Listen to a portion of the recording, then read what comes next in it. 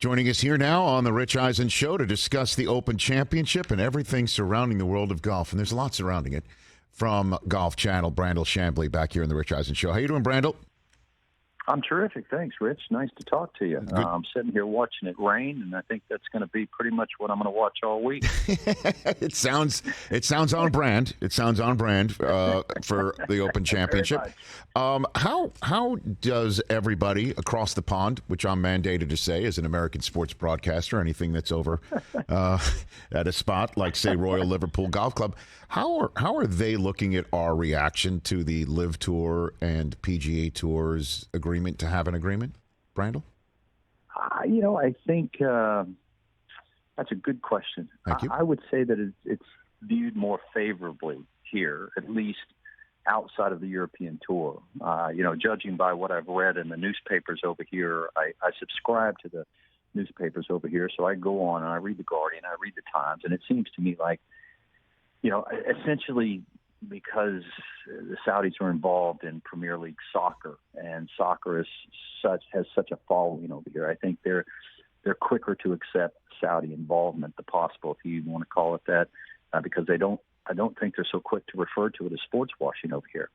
But at least on the European Tour side, I think that the views are more mixed, but those that are opposed to the merger are even more vehement about it and more vocal.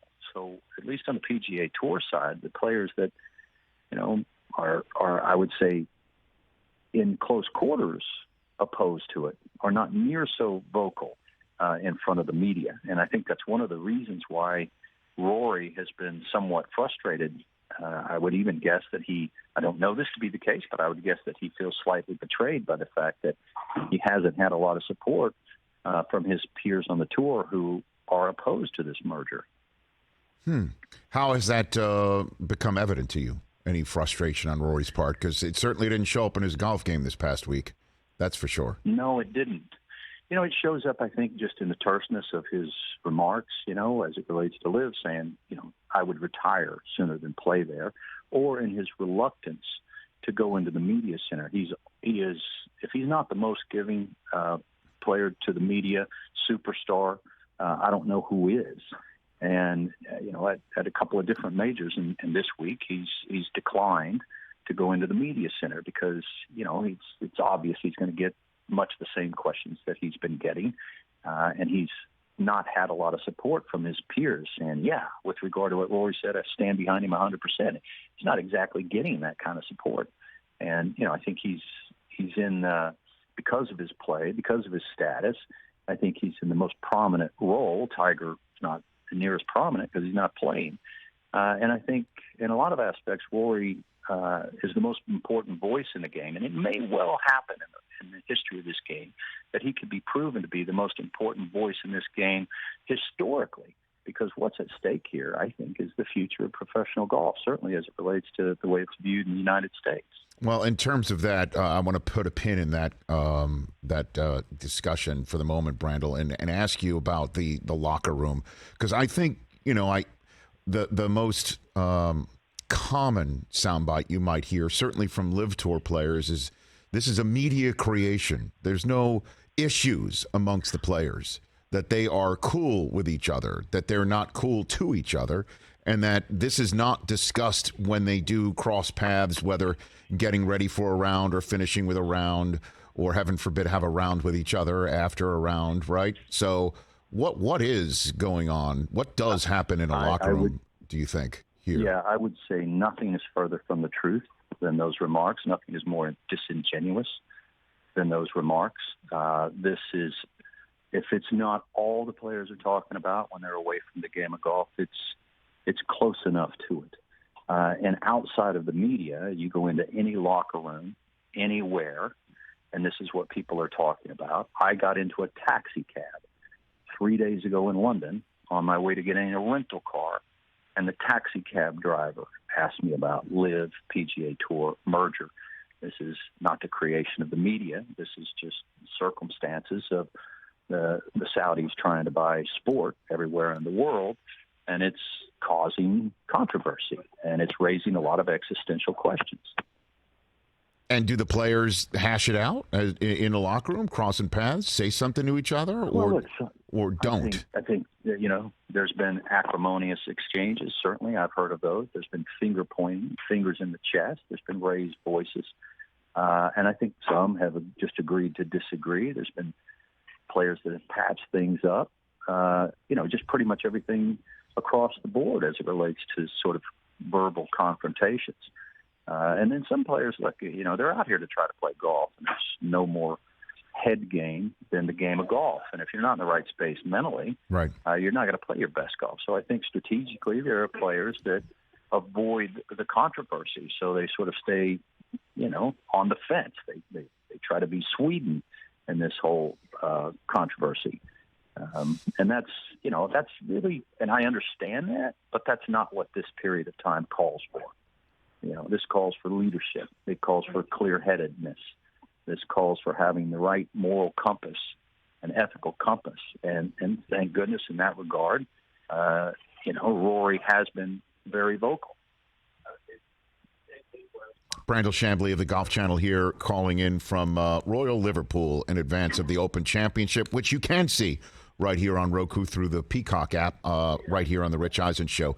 So let's jump back to what you said about the cross-section of golf and history that we're at right now. We haven't spoken in a month. We spoke just on the eve of the United States Open when this merger, don't call it a merger. Now Jimmy Dunn said to Congress last week it's really an agreement to get to an agreement. Where do you think everything stands now a month later, Brandel? Well, I think I've heard people closer to this than me say that it's 50-50 on whether or not this deal actually goes through, and I think there's a lot of question marks about whether or not it's better if the deal goes through or better if the deal doesn't go through. I think whichever way you look at it, I think the game has been tilted towards greed, and to re-anchor star players to the reality of their situation is going to be difficult. The ratings can't support the purses that players are playing for right now. And to re-anchor, because if private equity comes into and supports if private equity comes into and starts supporting the PGA Tour, look, they're not going to spend frivolously. It's going to be tied to market principles. So these PGA Tour players are going to sort of have to re-anchor their value to the reality of economics. And that's just not where they're at right now, and it's going to be tough to put that genie back in the bottle. So what did you take away from that hearing last week? What jumped out at you, Brandel? I wouldn't say that I was surprised by any of it, to be honest with you. I think it was for the parties that hadn't aired things out, to air them out and to speak to the sides. I'd heard what Jimmy Dunn and Ed Herlihy and the PGA Tour, I'd heard their position before, and I follow Blumenthal on social media sites and other senators, and I was pretty well aware of their position and their concerns that this perhaps is a violation, antitrust violation, because, look, if you look at it and it's LIV, PGA Tour, DP World Tour merger, how is that not going to be considered a monopoly? And then the PGA Tour side is it better or worse for the players that are competing? And so there are these conflicting sides of it. But I don't know that anything that transpired that day managed to change the public conception, or perception, I should say, that the tour is up for sale and that it was on the way to being sold to the Saudis. That's the perception. And how they go overcome that perception, I think, is a very difficult task for the PGA Tour. And how about the idea that Yasser Al-Rumayyan getting a green jacket and RNA membership might be, part of this equation, or is attempted to be? How'd that one hit you, Brandel? Look, I thought that was one of the more bizarre aspects of it, that came out. It sounded to me, and I don't know exactly, that they were throwing that on the table, but I doubt that there was any acquiescence towards that goal. I I wouldn't have thought that would make the powers that be particularly happy. But yeah, I mean, look, how do deals get done? You know, what do you want? What do I want? Well, I think we can all sort of get our arms around the nature of how deals get done. You know, you give a little, you get a little, you give a little. But I guess the most surprising aspect is that they were implying that Tiger and Rory would be a part of these LIV teams and be traveling around. And I just, even before that came out, I just couldn't ever imagine a scenario where Tiger and Rory would ever commit to something like that. And so the very idea that would even be mentioned or kicked around as a possibility seemed preposterous to me. And there's just, Tiger's too tied to the PGA Tour for all the right reasons. And I think he's absolutely spot on with the ethical compass as it relates to this issue, as is Rory. And the idea that they might in some way capitulate in this regard, it was preposterous to me. Well, I mean, I guess that's a good word for it. But if the PGA Tour was capitulating or saw common ground or saw some necessary gives just to get a path to survival, as PGA officials might tell you, then why not give a shot at Tiger and Rory? Although the thing that was preposterous, the most preposterous, was thinking Tiger would play 10 events. All he has to do is send his MRI to the people at PIF, right? Say 10. Right. Like, I would sign for watching Tiger play 10 competitive events the rest of my life right now, Brandel. Yeah. You know what I mean? That's a fair point. That's a fair point. So. You look. Yeah, look. I think the hard part here to swallow is that there had to be legal liability on both sides, because why else make the deal? Because there was what I would call good, clean money. I mean, if you listen to and talk to investors, there's the idea that the PIF has all the money in the world is laughable. That's $650 billion. There's $140 trillion ready for investment, good, clean money around the globe, ready for PE investment. So the idea that the Saudis have a monopoly on the cash infusion that the tour might need is laughable. So there's plenty of good, clean money out there. Why it wasn't considered, why it wasn't an option, it's hard to understand. And look, I know that they needed to kill the lawsuits to stave off, the bloodletting of money. And to that end, they've done that. And they, to what I understand, they can't be addressed. So that issue is taken care of. And the idea now that you wouldn't consider what I would call good, clean, honest money available and ready to be invested into the PGA Tour, that's a head-scratcher to me. And I think that's where the game needs to go. And again, that is going to re-anchor the stars to more economic reality. And I think a lot of tour players now, they have such an overestimation of their value. All they have to do is just look at the ratings of the tournaments that they play and compare them to the ratings of college football, big college football games. They get blown away by those. And the idea that they're worth what they're asking for is just preposterous. So, they're going to have to get, again, their overestimations of their value re-anchored to economic reality. And it's going to take private equity to probably do that, unfortunately.